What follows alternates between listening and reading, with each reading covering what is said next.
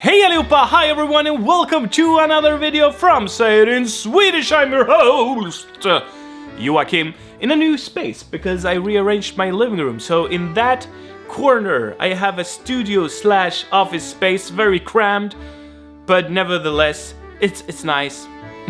And in this corner I have a reading space, which is also nice. Oh, my voice cracked.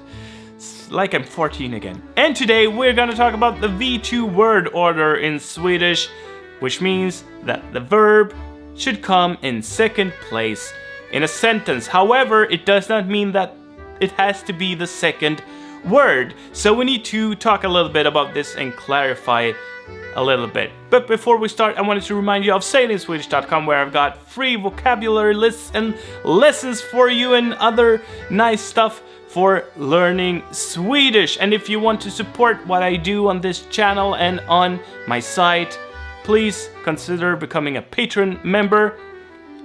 It can be cheap. Like the pure Swede I am, I said sheep instead of sheep. I meant it can be cheap, alright? It's up to you. You won't get any free sheep with your membership, alright? Let's move on with the lesson.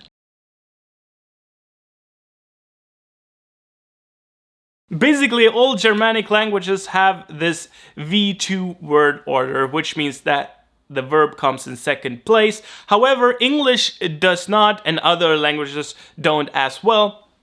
And a lot of people, even if they have a Germanic language with this phenomenon, if they have that as their native tongue, they most likely learned English as their second language, right? Their first foreign language, which means that they are thinking in terms of English when they are learning another language.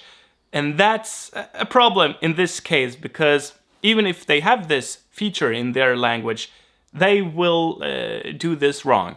So let's talk about this. It's important for you now that you listen. So the verb has to come in second place. Does not, however, mean that the verb is the second word, because we can have expressions with several words that take up one entity of the clause, so to speak. And I will talk more about this later on. First, I want to show you a very basic sentence. For instance, jag gillar köttbullar.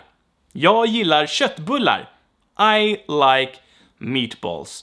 So here, gilla is the verb. It means to like. It's in the second place. All right? However, if we want to emphasize something else in the clause, if we want to stress that we like the meatballs, right? And maybe there is a buffet, a smorgasbord with stuff, and you like nothing at all, but you only like meatballs. Then you can say, köttbullarna gillar jag. Köttbullarna gillar jag. But nothing else. Right, so the meatballs I like. And we say that as the meatballs like I. Right? So the verb has to come in second place here as well. And I think this is pretty easy to grasp, right? We have three words.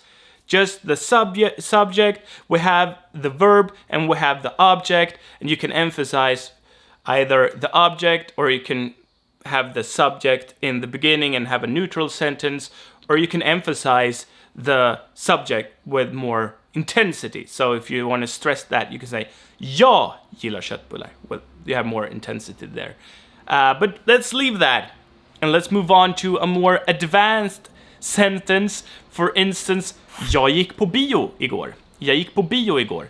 Jag gick på bio.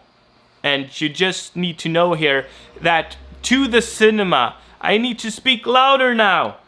Right? Because we have some kind of truck outside. Yes, beep as well. Very nice. Garbage truck. What you needed to know here is that we say på bio when we say to the cinema. And I know it might seem weird, it's just something you have to deal with right now. You can watch my video on på here if you want to know more about that preposition. But this is basically a set phrase, an expression that we use. We go på bio, to the cinema, and we are på bio when we are in the cinema, right? So here, this can be seen as one component in this clause, but two words, right? And then we have igår, which is another component. It means yesterday, and can be written as I, one word, and går, two words. Or it can be written as one, igår. All right? So that's important to know here, that we can have one component basically in the clause that consists of several words. So let's see if we have this sentence. Jag gick på bio igår. It's totally neutral. Like I said before, we want to stress the subject. Here we say that with more intensity. Jag gick på bio igår. Ja has a very distinct emphasis there. Now, if we want to stress that we went to the movies yesterday, we put that in the front. Igår gick jag på bio. Igår gick jag på bio. As you can see here, you have to bring it to the front. And what comes then? The verb. Igår, one component. Gick, the verb. Igår gick jag på bio. So this is, here you can instantly see that it's different from English and other languages, because you would say, yesterday I went to the movies. You would continue the sentence like it's a new sentence, basically beginning with the subject. So everything that you put in the front basically gets that thing or that expression gets disconnected from the sentence, and then you move on like it's a normal sentence, basically. But in Swedish, you can't do that. The verb comes next and then the rest.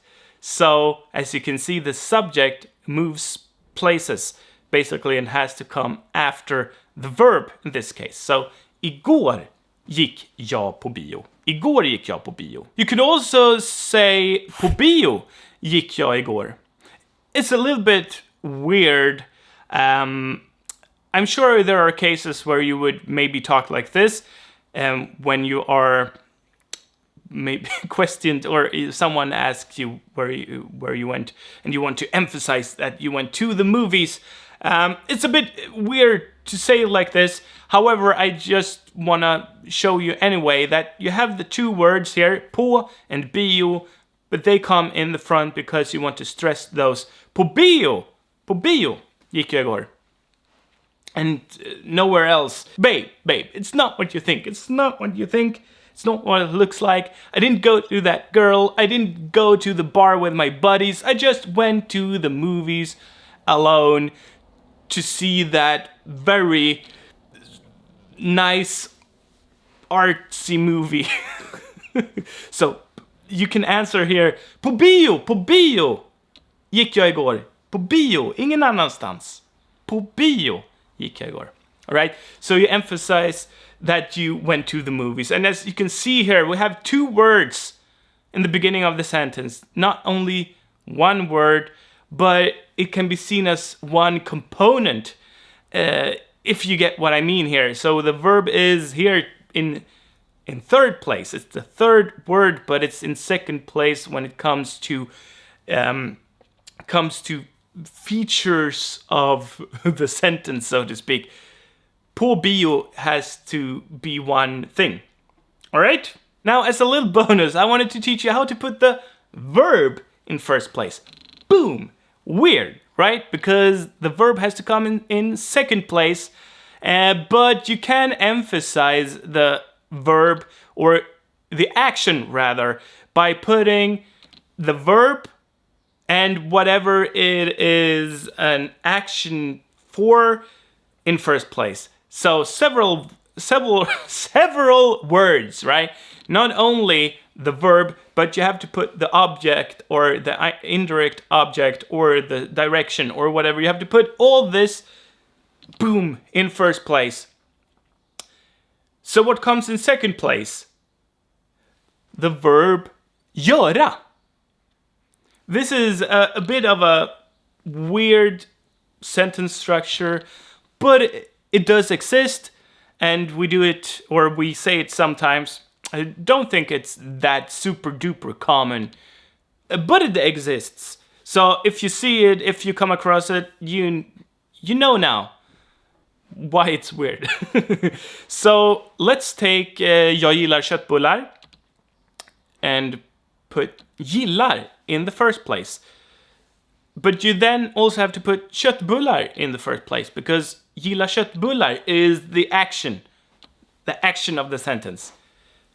Gillar köttbullar gör jag. All right? So gillar köttbullar, that's one thing, and gör is the verb here in this sentence. And then comes jag. All right? Gillar köttbullar gör jag. It's cool, right? Very, very, it's like a puzzle. Very weird puzzle. So it basically turns into something like liking meatballs, I do, right? But you have to put the verb or the do in second place. So liking meatballs, do I? Oh boy. And in the next sentence, in the sentence with the cinema, then we have a lot of words in first place. So we have gick på bio gjorde jag igår. Gick på bio gjorde jag igår. Sounds like Yoda, right? Yoda language. But basically this is possible. Might sound weird in some cases, but it works, right? It just works.